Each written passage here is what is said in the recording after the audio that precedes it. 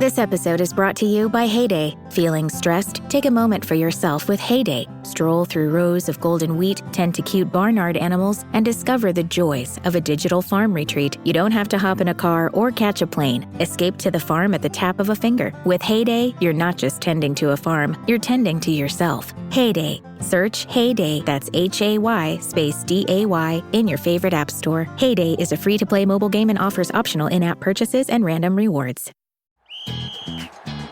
Hilton brings you new ways to stay, with experiences that let you capture the glory days. Introducing the Graduate Hotels. Each inspired by local college towns, these stays are always original and never boring. Get in touch with traditions all across the country and enjoy a stay that's a class above the rest. Book at Graduate Hotels with Hilton Honors Points at Hilton.com. It's a win-win. Hilton, for the stay. Hi, I'm Matt. And I'm Ryan. And we're from ShadowStrike. And you are watching the Brutally Delicious Podcast. The Brutally Delicious Podcast.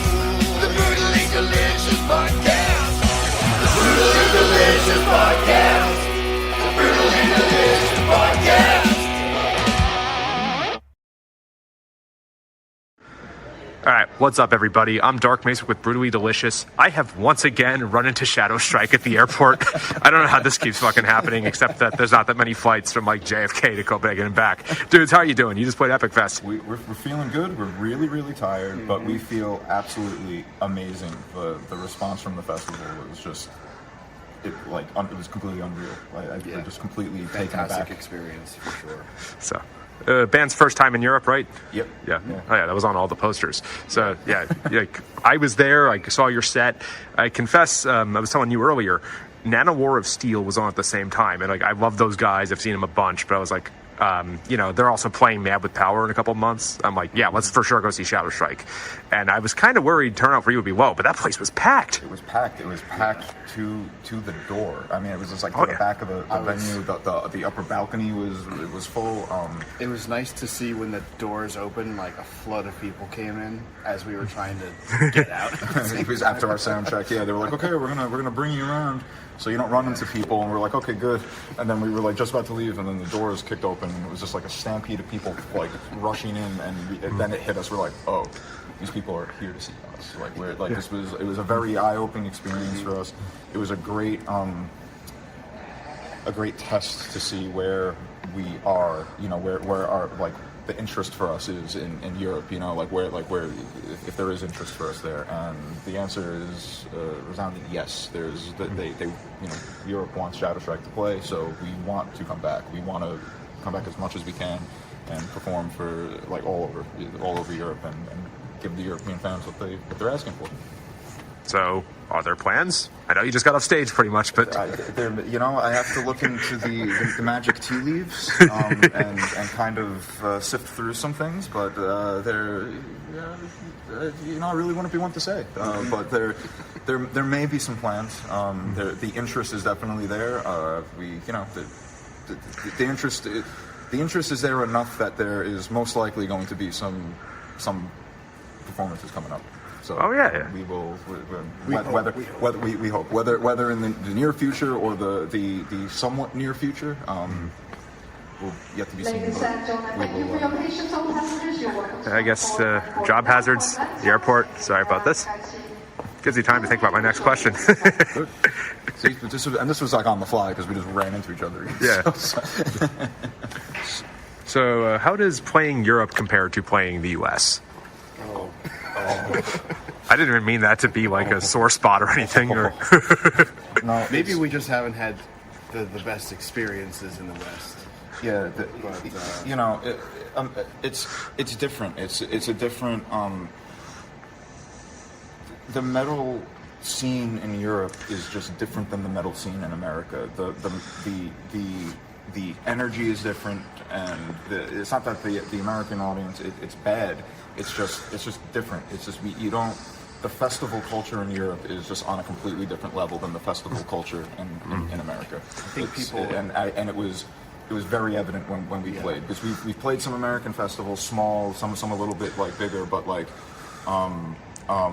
just the whole layout of the fest, the operations, the logistics. It was like, this is the third year this fest was running, and it's like the majority of the people are volunteers, and the thing was running like it was just on time. Everything, multiple buildings, multiple hotels, shuttle. I was just like, this is what, like they know how to run a music festival in Europe. If there's like, you know, like for music scenes and things, I think Europe really. I mean, it was great. It was fantastic. I would say as far as you know, crowd reaction and also attendance, it's a totally different experience. You know, like I said, people were there, they wanted to see us. You know, back in the States, like, you know, we might be opening up for like Sonata Arctica or something like that. But you know, the crowd might not be there to see ShadowStrike. We're just the band that's on the bottom of the bill, you know? Yeah, or we're just like thrown in the middle somewhere, and then there's like some people that know who we are, and then some people kind of get into it, but again, our music is geared more towards that European audience. You know, we have, you know, a more European sound, I guess, and we kept. I think if I got money for every time I heard that, you know, from fans and feedback, I'd be like I won the Powerball. It was everyone. You sound European. It's like thank you. I told you that earlier. Yeah. So it's you know, it's yeah, just the crowd reaction was amazing. I mean, just it's different. It's not like one, you know. We're still off like the post fest high, I guess, if you want to call it. So we're like really like, you know, it's like, oh yeah, it was amazing. It's, oh yeah, and it's kind of super. Like, no, the American shows are great. It's just a different experience. It's a different energy.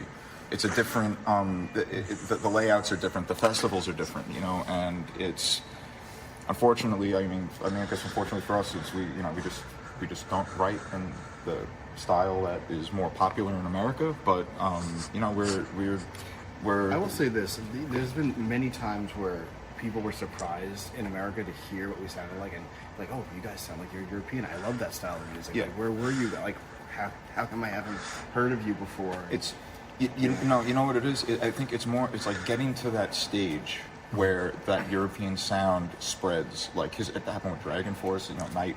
There are bands that where it reaches. It's just getting the message out in America, because you know for power, like our genre, power metal, there's a big fan base in America, but the problem is everyone's spread out throughout the whole country. For sure. So it's not like you know, where you're going to, if you're like doing a tour as a band that plays power metal, you know, that there's like a huge fan base in America. I mean, I think on Spotify, like I think our, you know, the US is like way up there on like the Spotify, like as a country for listens. But it's like, since they're spread out, it's like if we did a tour, you know, out of the total amount of fans, let's say there were like 5,000 fans, let's just say, right, in total, right? Out of those 5,000 fans, there's like 13 like in this town, or like, you know, like there's like 20 in that state. New York, there's probably, you know, more like 1,000 or whatever. And then, but then like, you know, so when you're a band going on tour, it's just like you can't maintain it, you know, and make it. It's tough. It's tough for power metal bands in America. Any power metal band, but there is a point where you can break through and it'll be good. But we were very impressed by the European reaction. It was very, very good. What does every USAA member have in common? Family. We're one big family who supports the military community and their eligible families. And if you, your parent, or spouse served, you could join our family and save big on auto insurance. Visit USAA.com/join today to check your eligibility. Membership eligibility and product restrictions apply and are subject to change. USAA means United Services Automobile Association and its affiliates, San Antonio, Texas. This episode is brought to you by Indeed. When your computer breaks, you don't wait for it to magically start working again. You fix the problem. So why wait to hire the people your company desperately needs? Use Indeed's sponsored jobs to hire top talent fast. And even better, you only pay for results. There's no need to wait. Speed up your hiring with a $75 sponsored job credit at Indeed.com/podcast. Terms and conditions apply. So I came up with this term. I'm sure someone else has said it recently, but it seems like the ones that get to tour America in the power metal umbrella are what I call the jumpy bands. That is your Sabatons, your Wind Roses, and Powerwolf. Took me a second. Like, they're all the songs that are like the da da da da da, and or like it's a very jumpable thing. It's not very like keyboard heavy and like, you know, there are melodies, but that's not the defining thing. Was it ever a consideration of, I want to make money doing this? Let's do that. No, because Thank you for that. like you know, anybody can like, you know, like try and do like what's like popular or whatever, but like I don't think that it's necessarily like they're you know, that they're doing something that's like a gimmicky thing. It's just they write that style well. They are good at writing that style of music. They are excellent at it. We aren't. If like we tried to do it, it would just be like, what are they doing? And we don't have, and that's not our personality. It would you know? be like, weird if we like I personally I enjoy those bands. I love those bands. that I love sound. Powerwolf. I love all of them. But And if we were to write music like that, it just might. I don't know. I don't think it would work. it wouldn't with work. our It's sound. not. It's not us. It's not who. Like our the out of writing. character, really. Yeah, our writing is like an extension of like our personality. You know, like we really love and enjoy writing this style of music, and it like. I mean, look, like this is our first time in Europe. We've been, you know, like the band ShadowStrike, the name 2010, but like we've been doing it for a long time, even longer than that.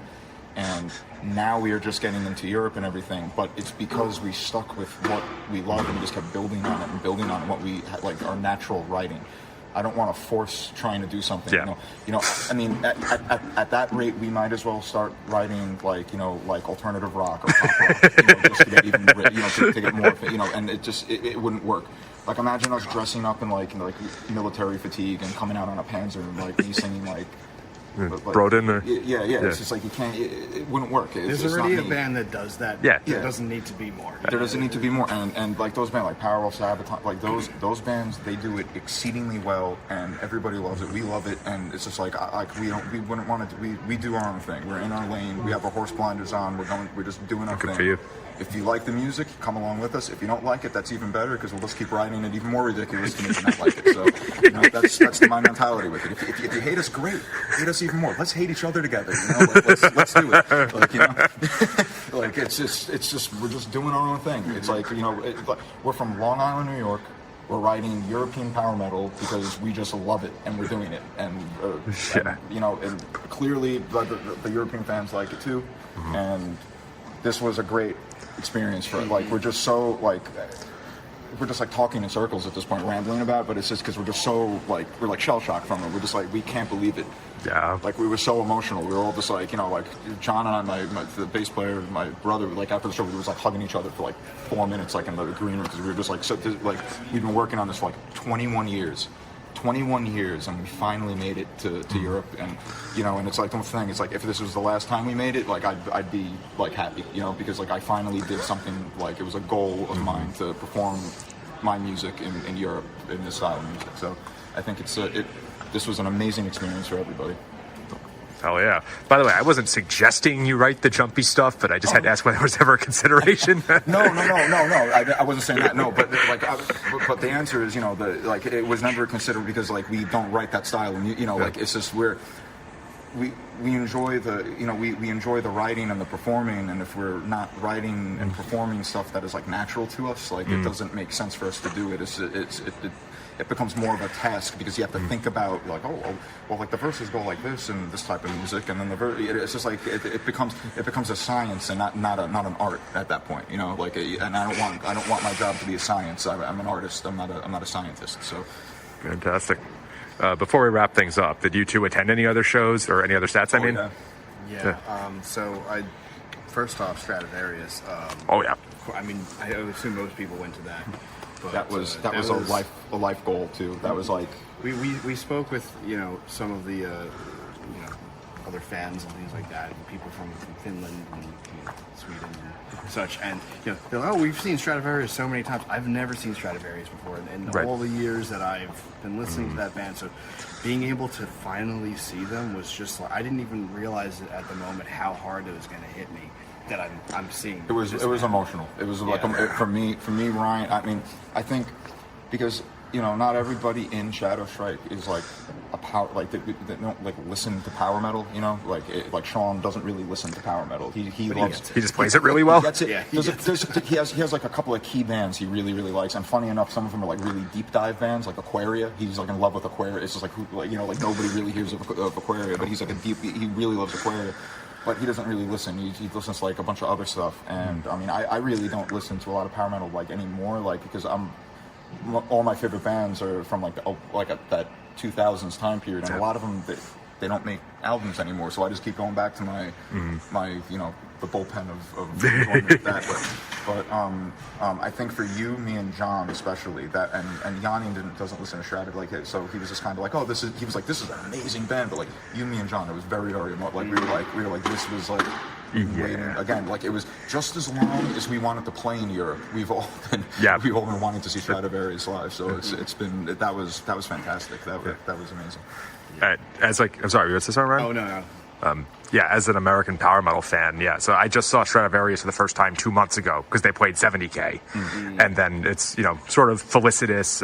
What's the word I'm looking for? Serendipitous that I'm like, oh, they're on Epic Fest too. I'm going to see them like because they play twice on 70K, 3 times in a single year. So that was wild. And I'm trying to remember who was on the main stage right before you guys came on. I'm guessing it was. I don't think it was Windrose, but it was. It was Windrose. It was Windrose? Or Crimson Glory. Oh, actually, I think it might have been Crimson Glory. Windrose played right after us. So Windrose played Crimson after us. Okay, all right. I thought Windrose played right before us. So I think it was Crimson Glory, and that's another and they're from Florida, I think.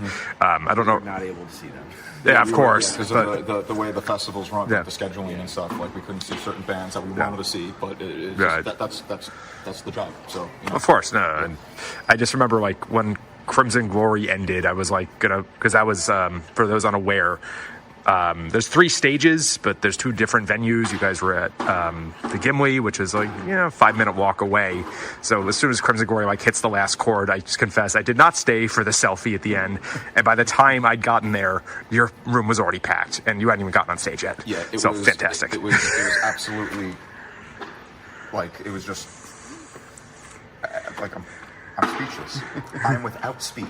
Yeah, exactly. I am without speech. It was beautiful. It was we were just so overwhelmed, and some people, it was funny because people were coming up and they're like, oh, it looked like you were nervous, and it was like, oh yeah, we were nervous. we were really nervous because it was just it's like I picture it's like we're the people coming from the farms and they're going to New York City for the first time.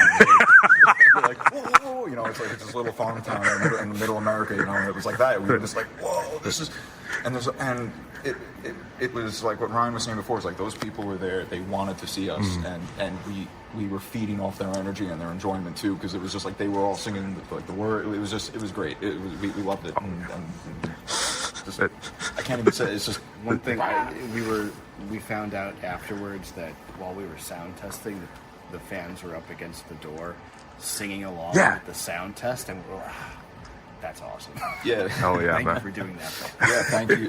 For all the people that watched us, it was just amazing. We really appreciate you coming out to the show and supporting us and traveling. Come see us. I talked to people. I talked to one. They said they flew in from their family came from Australia to see us on Fellowship. And there was also some fans from America that came all the way to Denmark to come see us because they can't see us in America. They can't see us in America because there's no opportunity for us to really tour or anything in America. So it was a lot. It was a lot to take in, and we really want to do it again soon. Of course, we hope to be back very soon. Perspective. You guys are Long Island, yes? Yes. I am in Manhattan. I have, as far as I know, never had a chance to see you stateside. So, yes, count me as one of them. Yeah, and it's only an hour away. It's literally it's a train ride away, and it's just one of those things where even some of the opportunities that do come our way, they're just not there. It's not worth it.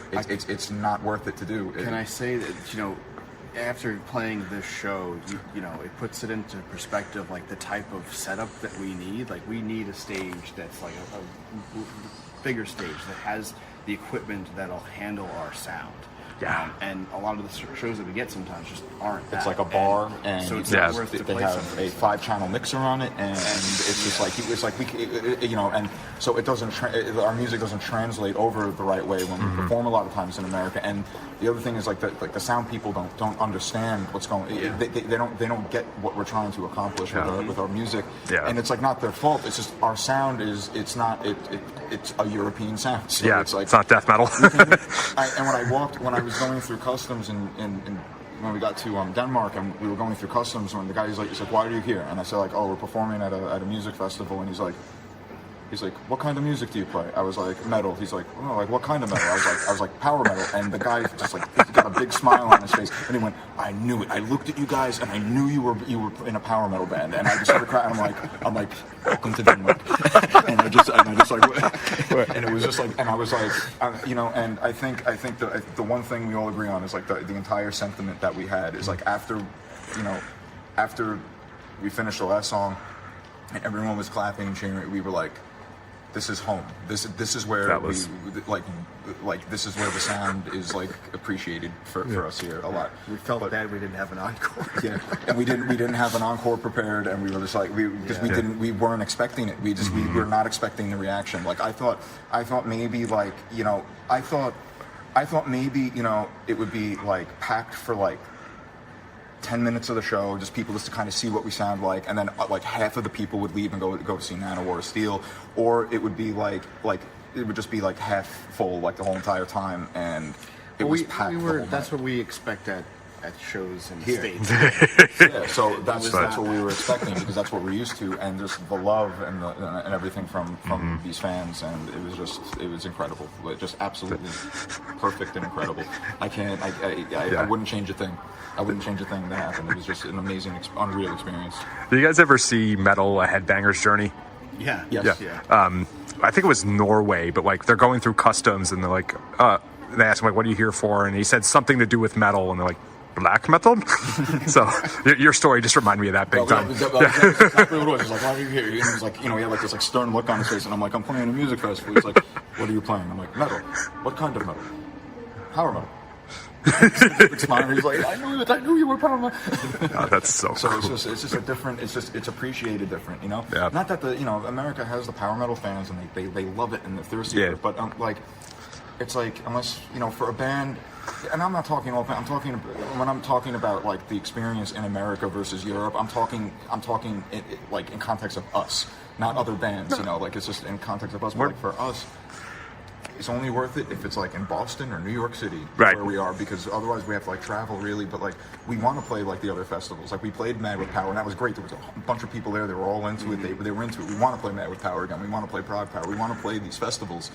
But yeah, the opportunities touring, just we the opportunities need to arise from, and it's just playing shows like I'm playing normal shows. It's like Boston or like New York for us really, or just sometimes Jersey will have what's the New Jersey is power metal. No, well I mean like sometimes just being an asshole. If a band's on tour or something, yeah, we can play with like a band that we know if they want the support for the first show, but. I mean, like if you're like a power metal band like us, where you're independent, your label's in Japan and your fans are in Europe. Yeah, it's like, right. It's like, what do you do? What do you do in America? It's just like it's like you have to get those small festivals. There's the other one in Vancouver. We would love to play in North American fans. Hyperspace. We would love to play Hyperspace. We'd love to play these festivals. It's just we need the opportunity to do it, and I think America is probably going to be like it's looking like strictly festivals for the time being, just where we are in our lives. Like Ryan just had his first child. Oh, congrats! So we're starting our lives. We have other things going on too, but it's just the opportunities need to arise. So it's just.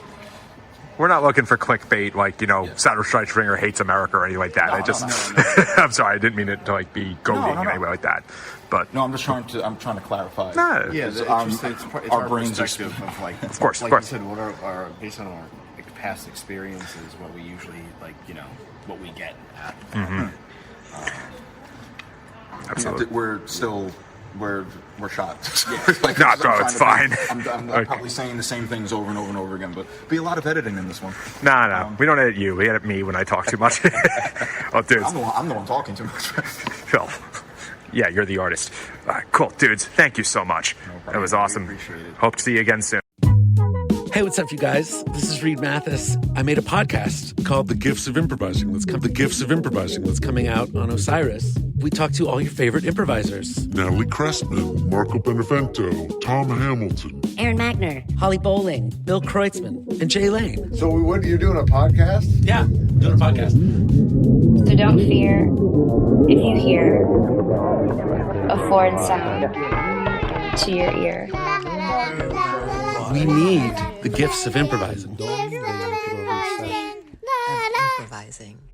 This is Lawrence Lanahan, journalist, musician, and host of Rearranged, an Osiris Media podcast about music arranging. Once a song is written, arrangers make musical decisions that shape how we end up hearing the song. And we're not just talking about adding orchestral accompaniment like horns and strings, or doing a cover version of a song. Arrangement can be putting happy music over dark lyrics, using samples, recording all acoustic, even tiny decisions like putting an electronic loop into an acoustic song to draw your attention to an important turn of phrase. It's all arranging. Rearranged episodes are documentary essays where I use arrangements to answer some big questions like what is a song? And what can a song become? And how can the sound of a song change the meaning you take from it? Listening this way has changed my relationship with music. Tune into Rearranged, and maybe it'll happen for you too. Learn more at rearrangedpodcast.com. Osiris.